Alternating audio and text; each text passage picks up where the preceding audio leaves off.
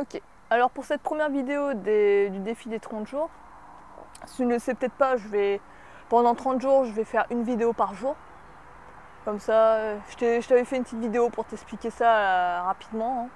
Donc pour cette première vidéo, j'aimerais parler de l'indépendance en fait. Un concept qui me tient particulièrement à cœur. Alors l'indépendance, c'est un concept qui concerne la vie de tous les jours, mais en même temps aussi qui dépasse, je pense, dans la musculation et le street en général. Je vais t'expliquer pourquoi.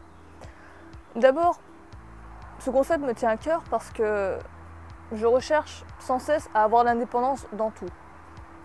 Que ce soit financier, que ce soit par un logement, n'importe quoi. Ne dépendre de rien d'autre.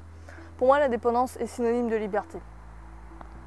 Donc, tu ne le sais sans doute pas, mais ce que je fais en dehors de la musculation et tout ça, c'est que je travaille aussi à créer une indépendance financière, c'est-à-dire de ne dépendre d'aucune source de revenus, de ne pas dépendre d'un salaire. Tu sais, la plupart des gens, qu'est-ce qu'ils font? Ils travaillent, histoire d'être rémunérés par ce travail, par un patron qui les exploite, clairement. Mais ils font les choses qui ne leur plaisent pas, qu'ils ne veulent vraiment pas faire. Le problème, c'est qu'ils sont dépendants d'une seule source de revenus. Et le truc qui ne va pas dans ce délire, c'est que si cette source de revenus saute, ils sont complètement perdus. Un moyen de devenir indépendant par rapport à l'argent, c'est de démultiplier les sources de revenus. Mais on ne va pas faire ici un cours de finance, hein, clairement, ne t'inquiète pas. Mais en gros, cette philosophie, cette façon de penser, je me suis rendu compte qu'elle débordait aussi sur la musculation. Tu sais, il y en a beaucoup, ils sont dépendants de leur salle. Ceux qui font de la musculation traditionnelle sont dépendants de leur salle de musculation. Dès qu'elle est fermée, c'est bon, c'est le drame. Les mecs, ils sont en mode dépression et tout, et ils ne s'en remettent pas. Ils ne savent pas comment faire sans, en fait. Et ça, tu le remarques aussi, par exemple, avec les vacances.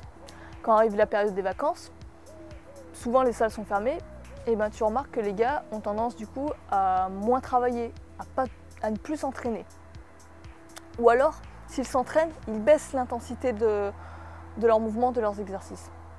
On peut se demander pourquoi. Pourquoi baissent-ils leur intensité? Pourquoi baissent-ils la difficulté, le fait de travailler durement leur exercice? Parce qu'ils n'ont plus de salle. C'est complètement absurde, alors qu'ils pourraient très bien continuer à travailler de manière plus intense s'ils étaient créatifs et savaient détourner leur environnement. Mais non.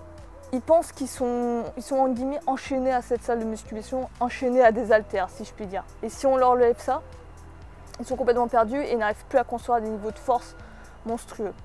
C'est pour ça que j'aime d'ailleurs le street workout et les entraînements en musculation au poids de corps. C'est qu'en fait, on est indépendant de tout. On est indépendant de l'endroit où on s'entraîne, on est indépendant de notre salle de musculation, de notre parc à street. Et on est indépendant de tout programme, enfin on est libre quoi. Mais même dans ce sport, je me suis rendu compte qu'il y en avait qui commençaient à être dépendants de leur structure, de leur barre. Tu sais, il est arrivé une fois dans ma ville un moment où ils avaient enlevé la structure sur laquelle on s'entraînait. C'était une petite structure sympa avec un parc à gamins à côté. Elle était vraiment nickel. Mais à un moment, ils l'ont détruite complètement. Du jour au lendemain, on n'a pas compris pourquoi, ils l'ont arraché. Ça nous avait vraiment fait chier quoi, sur le coup. Quoi. On n'a pas compris pourquoi, on a été pris de court.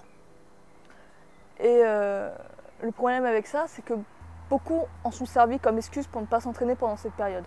Ils se sont dit, ouais, j'ai plus mes barres, comment veux-tu que je m'entraîne? Heureusement, après, ils ont reconstruit d'autres barres. Mais le problème, c'est ça, c'est que on leur lève leurs barres, on leur lève leurs jouets, entre guillemets. Ils ne peuvent plus s'entraîner. Beaucoup de gens ne peuvent plus s'entraîner et utilisent ça comme excuse pour arrêter de s'entraîner. Et clairement, ils pourraient faire autrement. Il n'y a pas, en fait, c'est pas la barre qui va te faire que tu vas devenir plus fort, plus musclé ou ce que tu veux. Il faut apprendre à être créatif, voir son environnement différemment. Tu vois, si par exemple on t'enlève une barre, tout ça, tu t'en fous, c'est pas grave. Tu le prends bien, ok. Maintenant, qu'est-ce que je peux faire à la place? Ou comment puis-je remplacer ça? Déjà, si par exemple sur le coup tu voulais faire un entraînement, je sais pas moi, traction, on va dire vraiment le truc badaud, tu vois. tu voulais essentiellement travailler les tractions ou tu veux des exercices où tu étais suspendu, ce que tu peux faire donc déjà c'est ok, tant pis. Au lieu de sauter cet entraînement, ce que je vais faire c'est travailler les jambes ou travailler les pompes. Tu vois, faire des exercices où tu as juste besoin d'un sol. Et après, petit à petit, commence à chercher d'autres structures sur lesquelles tu peux t'entraîner, tu peux t'accrocher. Il y en a des tonnes. Il n'y a pas que des barres. Il y a des branches, il y a des murets. Il y a même des structures où les barres ils sont à un niveau des hanches. Là aussi, tu peux t'entraîner dessus à faire des tractions. Si tu arrives à être en L, par exemple. Voilà, apprends à revoir ton environnement différemment pour en fait ne jamais être coincé, ne jamais être mis au dépourvu lorsqu'on t'enlève quelque chose, tu vois. C'est ça pour moi aussi l'indépendance au niveau de ça. Peu importe les circonstances, peu importe ce qui arrive dans ta vie, tu t'en bats les couilles. Tu te dis ok, tu l'accueilles avec plaisir et tu t'adaptes. Tu t'adaptes et tout de suite tu te retournes. Mais surtout, tu ne négliges jamais ton entraînement, tu ne négliges jamais tes objectifs. Tout de suite, tu sais où est ta direction, tu y vas, point barre. Peu importe ce qui arrive. Et pour en revenir, tu sais, aux structures qu'on nous avait jartées à un moment, ils ont construit de nouvelles. Mais par contre, je peux dire que les mecs, ils savaient pas ce qu'ils faisaient. En fait, des fois, les barres de traction, tu vois, sont plus hautes qu'elles ne devraient l'être. Donc du coup, tous ceux qui sont petits, ils sont niqués, ils sont obligés de se démerder à grimper pour y accéder. Et le grip, il est énorme. C'est-à-dire que vraiment, c'est un gros grip vraiment pas confortable. Donc du coup, ben, t'es un peu handicapé pour certains mouvements. Des mouvements comme les muscle-up ou même les tractions, en fait, ça te rajoute une difficulté d'avoir un gros grip. Et beaucoup, ils râlent sur ça, ils disent putain, à chaque fois qu'ils s'entraînent, ça fait chier, ils ont mis des grips de merde, tu vois. Toujours ce côté plainte. Même moi, je l'ai fait. Mais en fait, au lieu de voir ça comme une plainte, vois ça comme une opportunité. L'avantage avec un grip comme ça, énorme, c'est que tu vas te construire un grip de gorille avec ça. Et après, tu auras beau retourner sur des petites barres, ça va être nickel, ça va passer crème les mouvements. Tu vas être beaucoup plus à l'aise. Mais tu auras construit de la force. Vois les difficultés, vois ce qui est handicapant comme une opportunité de devenir plus fort, de progresser plus.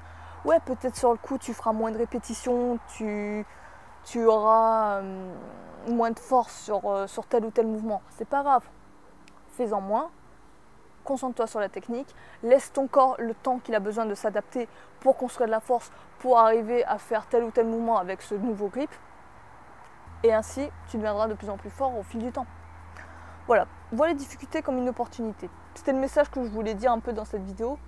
Et te montrer comme quoi le côté indépendance, ben, aussi bien dans la vie que dans la musculation, il ressort en fait. Il ressort beaucoup.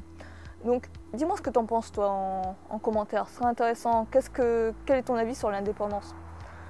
L'indépendance dans tout, hein.